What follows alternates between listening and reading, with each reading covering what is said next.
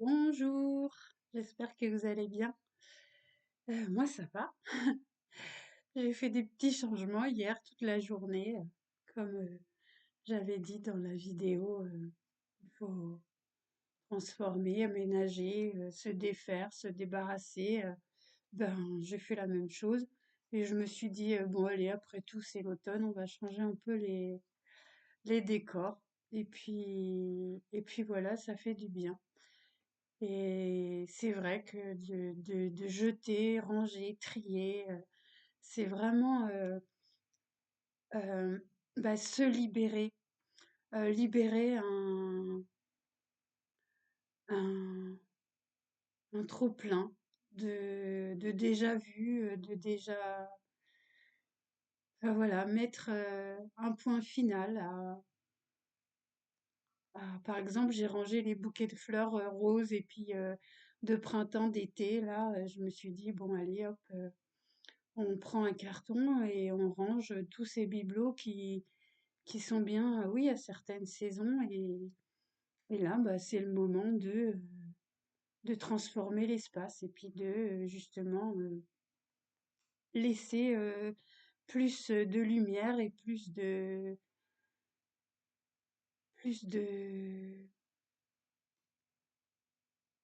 clarté, ouais, pour pouvoir justement, comme les jours vont être de plus en plus courts et sombres, en mettant plus de clarté déjà à l'intérieur, ça nous permet de respirer, de se sentir moins, moins envahi. Voilà, c'est juste une sensation. En ce qui concerne le son, je peux pas faire autrement. Le son de l'ordinateur, il est à fond et j'ai pas les moyens d'acheter un micro ou quoi que ce soit pour le moment. Donc, comme j'ai déjà répondu la dernière fois, c'est à vous de prendre le temps de vous asseoir pour vraiment écouter ou alors bien de monter le son ou de mettre des écouteurs. Mais comme j'ai une voix selon les messages qui sont transmis, ma voix n'est pas forcément forte tout le temps. Et donc,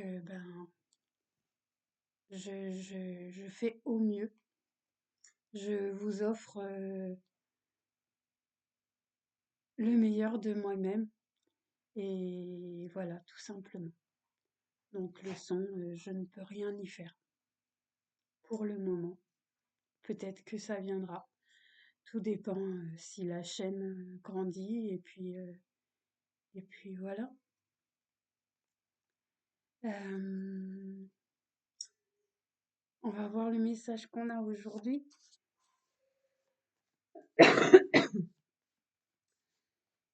Je pense qu'il est temps d'analyser les détails. J'ai marqué ça ce matin.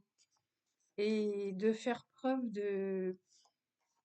euh, d'indulgence envers soi et je pense aussi envers les autres.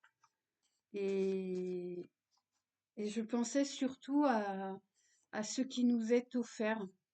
Ce qui nous est offert, prenons-le gracieusement, j'ai envie de dire, avec amour et reconnaissance, parce que à la base, c'est pour nous faire plaisir. Quelqu'un qui nous offre un cadeau a des bonnes intentions. Et c'est vrai que parfois j'ai regardé des vidéos ou un reportage il y a quelques années, je me souviens, sur les cadeaux de Noël. Et oui, alors il y en a qui vont clairement dire ah ouais, mais c'est moche, ah ouais, mais je l'ai déjà. Oui, mais même si tu l'as déjà, même si ça ne te plaît pas, à la base, c'est un cadeau. Donc accepte-le, montre au moins que ça te fait plaisir. Et là, on voyait des jeunes qui avaient reçu je ne sais quel cadeau et qui étaient déjà le lendemain en train de revendre leurs cadeaux. Après, libre à chacun de faire ce qu'il a envie, c'est sûr, mais c'est vrai que de le dire bah, ouvertement, ouais, mais j'avais pas besoin de ça, ou oui, mais c'est bien, mais ça me servira pas. Enfin, je trouve que quand on offre un cadeau, la moindre des choses, c'est de remercier et d'accepter sans blesser la personne qui nous a offert ce cadeau. Ça, c'était une petite parenthèse. Oh, on a une étoile et on a prendre soin de soi. Alors oui, on en est encore dans prendre soin de soi. C'est important de prendre soin de soi pour justement transmettre, euh, déjà se faire plaisir à soi, prendre soin de son corps, prendre soin de son apparence, prendre soin de sa façon de se tenir, prendre soin de sa façon de parler, euh, prendre soin de son chien quand il a envie de sortir. Voilà, c'est fait. Euh, ouais, prendre soin de soi. Et prendre soin de soi, c'est aussi prendre soin de son environnement dans lequel on est tous les jours, quoi.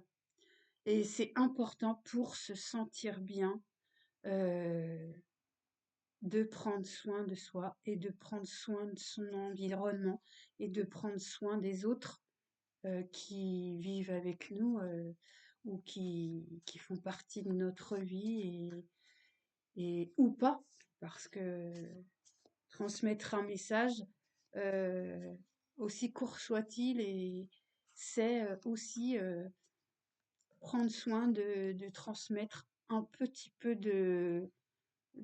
d'amour, de réconfort parfois, de soutien, de bienveillance. Enfin, moi, j'aime beaucoup. J'aime beaucoup. C'est quelque chose que je fais avec un grand plaisir parce que, avant tout, ça m'apporte du bien-être à moi.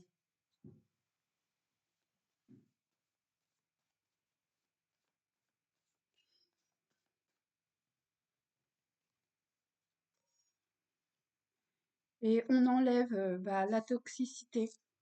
On enlève ce qui nous sert plus, ce qui est cassé.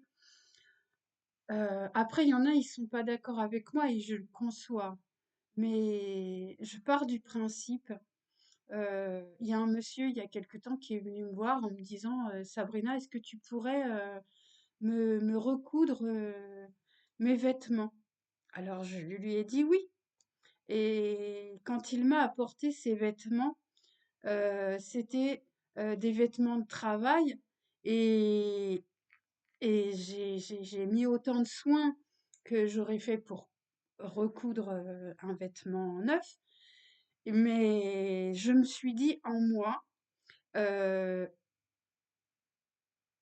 pour moi, un vêtement dans cet état-là, je le prends, je le jette parce que, comme il m'a dit après: «Oh oui, ça fait au moins une vingtaine d'années que je l'ai». Bah, je pense qu'il a fait son temps et que de renouveler parfois, ça fait pas de mal. Et Et je pense à des choses cassées comme, je vois des fois, des bols ou des tasses, les anses des tasses qui sont recollées, ou des bols ou des enfin, pour moi, je me dis que si c'est cassé, c'est cassé. Heu, il n'y a pas à réparer. Alors on m'a montré un jour, oui, mais regarde un vase chinois, par exemple, qui a été brisé en 1000 morceaux. Et j'ai regardé comment on dit, une vidéo là-dessus. Regarde la beauté de ce vase. une fois qu'il est réparé avec là c'était carrément des filets d'or, quoi, recollés. Oui, c'est beau, je suis d'accord, mais ça a demandé un travail énorme en plus pour faire ça. Et est-ce que ce n'est pas être trop attaché au, au matériel, être trop matérialiste que de réparer des choses comme ça? Après, je ne sais pas. Je ne sais pas. Je pense que là-dessus, chacun a sa vision et oui, je l'accepte et que on ne peut pas penser sur ces choses-là, on ne peut pas penser de la même façon.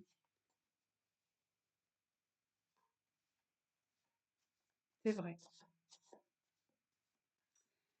Et là, ce qui nous est transmis, c'est de se débarrasser de ce qui est cassé, de ce qui nous pollue l'existence, de ce qui attaque notre énergie parfois. J'avais un miroir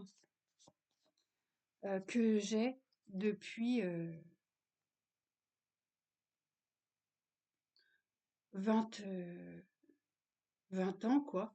Et, et je me suis dit, ce miroir, il a tellement emmagasiné de choses, parce que c'est vrai quand on y pense à tout ça, euh, les miroirs, la pierre, nos maisons enregistrent tout ce qui se passe dans notre vie. Et un jour, je me suis dit, je vais sortir ce miroir de mon espace parce que je souhaite me défaire complètement de de ce passé parfois traumatisant, ouais. Et je pense que ce miroir était réellement quelque chose qui polluait et envoyait encore des reflets dans mon espace qui créait en moi des attaques énergétiques qui n'étaient pas bonnes du tout pour mon développement et mon épanouissement personnel. Et c'est vrai que depuis que j'ai retiré ce miroir, eh bien, après, est-ce que c'est dans la tête que ça se passe? Je ne pense pas, mais d'avoir retiré cet objet de mon espace m'a libérée d'un poids. Oui. Pardon, pardon, oui, pardon, pardon à soi et pardon aussi là aux autres qui nous tourmentent encore quelque part à l'intérieur de notre tête, même si on leur dit pas ouvertement, disons-nous-le en nous. Euh, je te pardonne et je me libère de ce fait.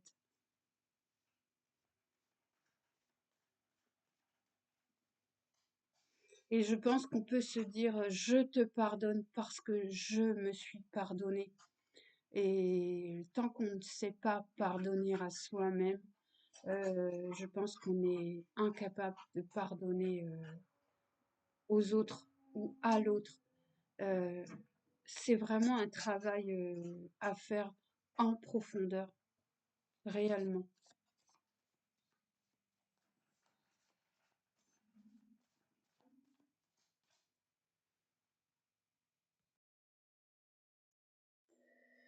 Enfin voilà, c'est vrai que parfois c'est compliqué de se dire en soi, eh bien, je pardonne parfois l'impardonnable.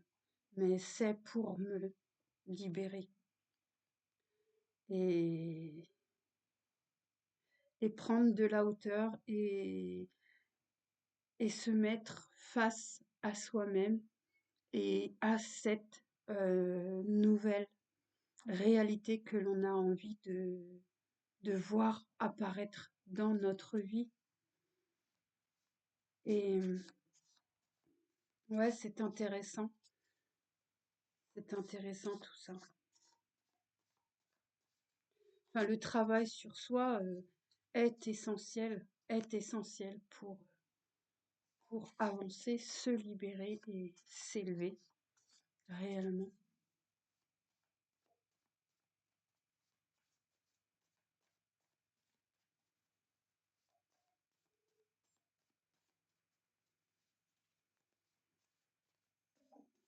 C'est comme je pensais l'autre jour, se libérer d'une phobie. Et j'ai repensé à une de mes filles qui, qui a une, qui avait une peur, mais incroyable, des araignées. C'est sûr que des fois, une araignée, ça peut nous surprendre. Et en plus, en vivant à la campagne, on a des modèles d'araignées des fois qui rentrent. Elles sont fabuleuses, hein. Et un jour, elle est restée, mais complètement terrorisée, tétanisée, et elle pouvait plus. Et elle a pris d'elle-même la décision. Et si vous allez voir sur YouTube, vous pouvez voir, parce qu'il y a un tuto. Elle a pris d'elle-même la décision de se dire, je vais dessiner une araignée. Mais alors, c'était vraiment l'araignée la plus grosse et tout ce qu'il faut, hein, des grosses pattes, un gros corps. Et elle a réussi à, à extraire un morceau de cette peur en dessinant cette araignée. Et je me souviens à l'époque, j'avais mis le dessin de son araignée, je l'avais découpé et je l'avais mis au-dessus de la porte d'entrée. Je l'avais collé au-dessus de la porte d'entrée. Comme ça, le fait de voir cette araignée, quand elle sortait ou quand elle s'asseyait à table, ou voilà, lui a permis de se resociabiliser, j'ai envie de dire, avec les araignées. Je vais pas dire qu'elle aime ça et que non, mais elle en a quand même moins peur. Et pour beaucoup de choses, il y a... Je me souviens quand j'étais à la garderie, il y a une petite fille, euh, elle avait une peur bleue des lézards. Un lézard, c'est pas méchant, quoi, c'est inoffensif et peureux. Et quand elle a vu ce lézard en plein soleil, on était assise sur une marche, et quand elle a vu ce lézard arriver à côté de nous, c'était effrayant pour elle, c'était horrible. Alors, on a intégré dans l'espace du centre de loisirs, de la garderie, on a intégré Bobby. Bobby, c'était un lézard en plastique. Et alors, tous les enfants jouaient avec ce lézard. Et, et elle a réussi, avec beaucoup de temps quand même, à prendre dans ses mains ce lézard et à commencer à jouer avec. Et quand on allait dans la cour, après, elle avait quand même un petit moment de recul, mais la peur qu'elle avait eue ce premier jour était partie. Et c'est vrai qu'il y a des petites choses simples comme ça qui peuvent nous aider parce que même quand on est adulte, euh, parfois on a encore des peurs qui sont même pas. Enfin, je pense qu'une araignée, un lézard ou un serpent, en fait, c'est une peur collective qui est ancrée. Et plus on apprend à se familiariser avec, ne serait-ce qu'un serpent en plastique Ou voilà quoi, on arrive après. Moi, je vois l'été, il y a des serpents là à la campagne, il y a des couleuvres surtout qui viennent faire un petit tour dans le jardin et hop, qui repartent. Bon, on sait que c'est inoffensif ou un sang-yard. C'est impressionnant quand on arrive du travail et puis de mettre les pieds sur la passerelle et qu'il y a un super beau serpent en plein soleil en train de se dorer la pilule. Mais au fil des années, on s'habitue. Après, de là à dire je prendrai un serpent autour de moi ou dans mes mains, non, non, je ne le ferai pas. Mais de les voir à côté de moi, ça ne me dérange plus. Enfin voilà, c'est des petites parenthèses. Et comme quoi le dessin, bah, c'est vraiment quelque chose qui nous aide sur tous les plans en fait.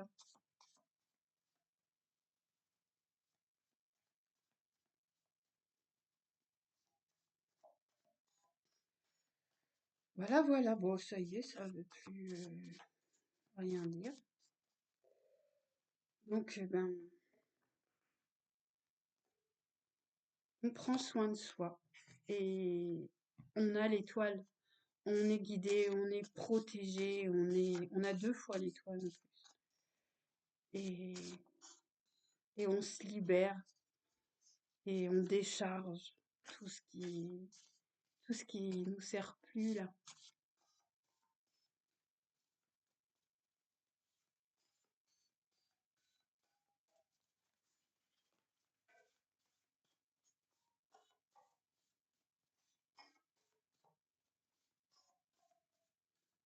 Non, il n'y a rien d'autre. Bon. Eh bien voilà, je vous souhaite une bonne journée et je vous dis à bientôt et prenez soin de vous, prenez soin de votre environnement et prenez soin de votre entourage et voilà. À bientôt. Merci.